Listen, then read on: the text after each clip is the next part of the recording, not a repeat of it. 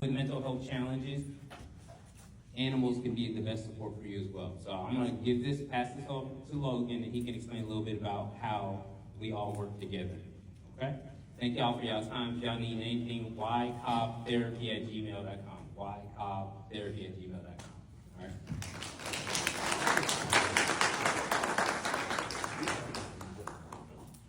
Well, good morning. My name is Logan. I wasn't expecting my ugly twin brother to call me up so quickly, but just to let you know, we're fraternal. We're fraternal for a reason. I was born 13 minutes after, so I kicked him out. Just kidding. So, I'm not here by myself. I'm here with, I'm also a Navy veteran. My brother was confused. He was in both the Navy and the Army, so I don't know what to tell you. Something different about him. But I brought one of my closest friends, one of my best friends, one of my sea buddies here. Her name is Megan. Her name is Megan Briggs. Also, we call her country because she's country. She came all the way from North Carolina, so please give her a round of applause, please. Thank you. Now, what Country and I have in common is, we're business partners.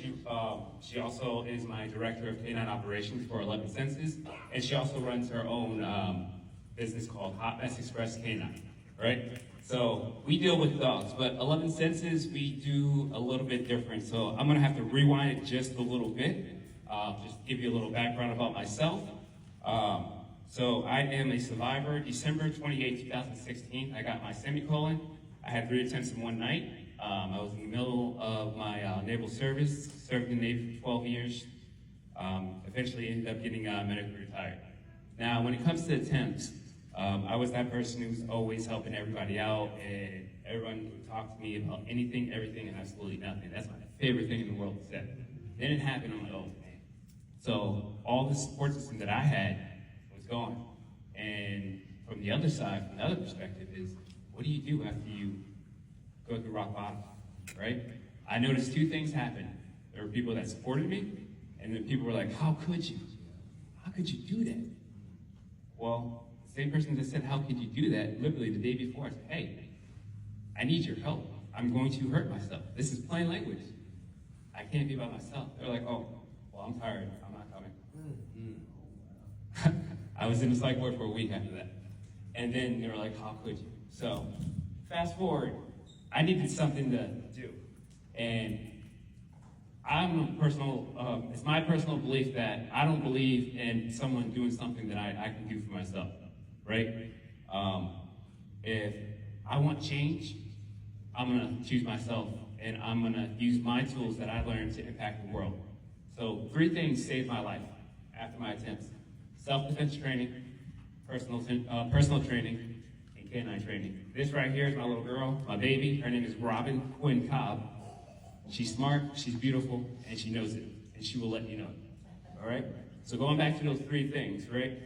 All those 3 things have 3 things in common, right? Consistency.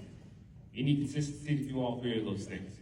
But I was still missing something. I wasn't medicated, I wasn't going to therapy, and I didn't know what to do. I needed structure. I was also getting out of the military, so that transition was impossible, because everything that they prep you for to get out, it don't help you, because you go from one team organization to just you. And everybody like, cool, so what happened? So ended up talking with my Navy buddy country. She had just gone through weapons and explosive detection school. Yeah, I'm about to do that, right? You know? So I graduate, and the whole time everybody's telling me, hey, you should just stick with dogs. Don't do the personal training. Don't do the self-defense training. Stick with dogs. Well, you should mind your business, you know, because this is my life and this is what I want to do. So when people ask, what's 11 senses? Well, 11 senses are the senses that dogs utilize, right? We got our 5 basics, and we got 6 more senses: proprioception, through time, space, reality; vibration, pain, pressure, internal receptors, and balance, right?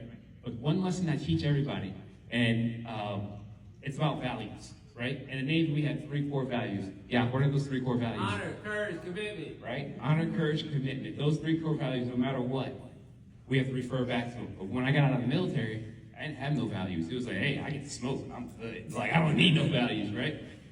So then all this life kept on happening, and I'm still like used to this I'm still transitioning, trying to figure out what's going on. What do I do next? And I don't know. It finally clicked. I had to talk to my ugly twin brother. He's like, you're really good with dogs. Everything you say about dogs, it happens. It's right. You should do it. So then talking to Country, she's like, come on, you need to fix it and get over here and get to this school. We got to school, graduated, and then we met this girl who drove me crazy, gave me lots of concussions, I have cuts all over my hands. But the beautiful thing about this transformation is dogs are the living personification of your emotions. What do I mean by that? Whatever I'm feeling, whether I have the leash or not, she feels, right? And she's going, she'll walk around, she'll say hi. But at the end of the day, Robin's here to make sure I'm good. But the one thing that they taught us in school is that we're a team. Ain't that right, Robin? Pony Blue. Right? So we're a team. I gotta listen to her, but she also gotta listen to me. So how did we become a team? We're doing this weapon and explosive detection stuff, and I got this dog who does not want to listen to me, who I have to teach how to detect these weapons and explosives. So she's like, nah, Dad, I'm just gonna go this way. Nope, come here, Robin. Do you love me? Nothing, right? What if I tap my cheek twice? Do you think she'll speak to me or something? Right, Robin. Yeah. You can tap. Go take off. You? So, it's like, I went from something that had nothing to this. Today. No. Go big dog. But I teach everybody that value comes from you. Everything of value comes from your hands. When working with the dogs, right? We feed them, we pet them, we give them loving, and everything else like that. Touch. Oh, who's a little girl? Touch. Touch. One guy. Take a knee. These are just different things that, I do, right? But it's not just weapons and explosive dogs, right? Service dogs. It's dogs, right? I'm biased. We don't deserve these beautiful creatures because these creatures tell us about ourselves. And most of us can't handle ourselves. I still struggle every day. But you know what? This little woman right here keeps me in check, right? Because she likes to test boundaries. Not just because she's a Belgian Mountain German Shepherd, because she's a D-O-G. All dogs like to test boundaries, whether you like it or not. It can be the most world trained. She's a palm dog, she's a service dog, she does agility, she does stunts, she does tricks, she'll even spell your name.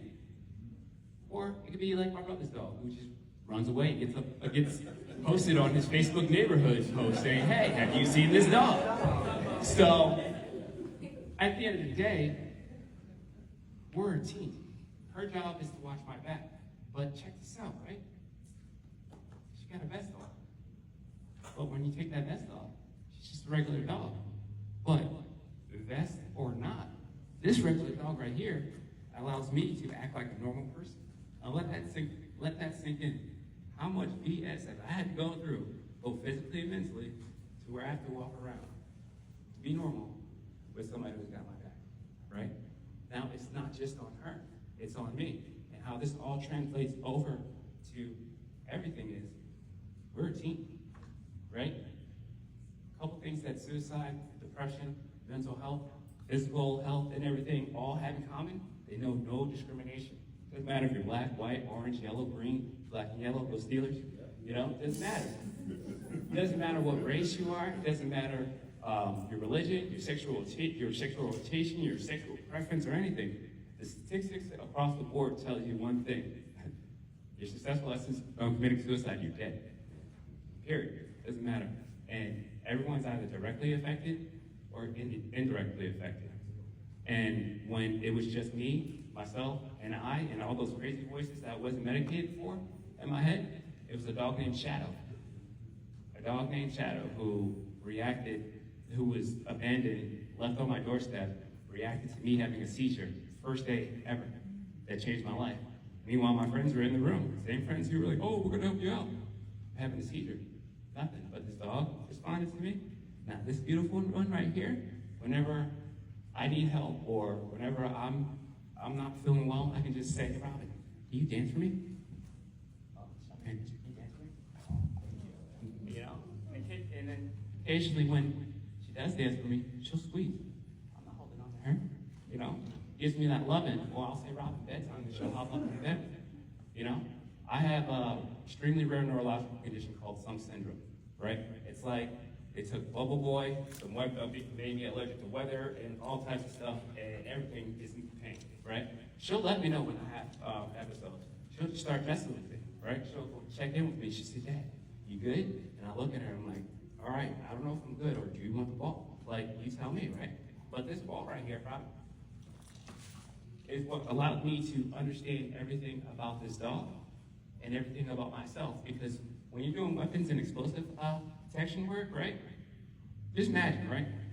You're chilling, you wake up, get your coffee. You're like, hey, what's on the agenda today? Hey, guess what? You're gonna go look for some bombs. And there's 3 bombs in this building, and you gotta go find them. Okay? Cool. You gonna tell me where they're at? No. That's the point. The dog's gonna find it, right? But how do we know when the dog finds it? What does the dog do? There's only one person in here that knows, but she's not going to answer it because she's recording right now. So anyone want to take a guess what the dog does? Sit. One. Right? It's called behavior, right? It's final. It's a lot, right? That behavior is what tells us, right? Because we can't speak any language, right? You guys heard me say, talking to Robin, but when she spoke back to me, what you guys hear? Ruff, right? Oh, ruff, right? That's all you heard. So by learning their behavior, we learn a lot about them, right? I know what she looks like when she's scared. She knows what I look like when I'm scared. Me and Robin, oh, you should have saw it, right? I'm afraid of heights. I think she is too. We got in the elevator at the hotel, had the glass in the window. I'm on the 12th floor. I was like, I forgot my bag in the car, so, all right, let's go, Robin. Let's go to the elevator, right? We get in the elevator. Now, we've been on elevators thousands of times. Never with the windows showed, right? So we're on the 12th floor. I'm afraid. I'm already shaking like this in the elevator. I get in the elevator. I'm like, all right, we're good. I got Robin with me, right? Robin in the elevator. So it's like, okay. If I'm nervous, she's nervous, right? Because that energy transfers over, regardless, right? I'm a little nervous now. She just dropped the ball. She thinks I'm going to give her something, right? But come on, Robin. Right? Robin sticks with me. And she tells me, right, the one thing that Robin told me, and when it comes to their senses and proprioception, right, dogs, it's time-space reality, right? They're there for the moment. Robin reminds me that, you know, the things in the past will always affect you, but I need you to be here in the moment. Because most of the time in weapons and explosive detection school, which was in Cartersville, Virginia, American Canine introduction, that's where we went. They get on you for looking at behavior, right? It's those small little things and how this translates over into what we're talking about, right? When it comes to mental health, right? It's not all of a sudden that you just wake up and like, hey, I just want to off myself. No, it's those small little things. Literally, for me, it was divorce. I was coming back stateside for the first time in about 9 years. I was over $100,000 in debt. My car got repoed. My new car was about to get repoed. My cell phone was turned off. I found out my ex-wife cheated on me. A whole bunch of stuff, and then some. And then on top of that, I went to a toxic command. A toxic command is pretty much like a toxic working environment. You ever wake up mad because you got to go to work? And you just know, he's like, yo, if I didn't need this money, I would not go to this job. That's what my life was. But the military, right? It's the reason why, you know, top 5 stressful jobs in the whole entire world is enlisted military, right? Because we're doing everything that no one else wants to do, right? So when it comes to taking care of yourself, right, I had to instill values, right? Going back to the Navy's values, honor, courage, and commitment. I'm out. I don't know what to do. So after I got Robin, and after we graduated, and after I decided I wanted to impact my change, well, 11th census, I came up with my own values. What are values? Anybody know what values, like your own definition of values? No? Okay, cool. I'm not as cool as my brother. I don't get proud, persistent, patient, all right? But what values are they're your own set of rules that you follow, which I can't tell you that you're wrong. I like acronyms, right? The world's full of acronyms. My values are CHASE. CHASE is implemented in everything I do. And I live by 2 simple rules, right? Be better than my brother, and chase. If it doesn't respect my values, then I'm not about it. That's people, things, activities. And what does chase for? Challenge, honesty, acceptance, self-development, and engage, right? Those all are my values, and those all pertain to me because they're for me and me alone. Because my biggest problem is setting boundaries with people. So chase, all those values put me first, right? And when you're recovering from mental health issues and everything else like that, the one thing that they don't tell you is none of this stuff is going to work. None of these resources is going to work. Excuse me. Please. None of this stuff is going to work unless you put in the time and you believe in yourself. It's up to you to make that work. So I'm always available, 24/7, 365. We have cards and information back there. If you guys need anything, any assistance, feel free to give us a shout. And thank you for having us. And we will definitely be at the next ones. And if you have any questions or any concerns, please just give us a reach.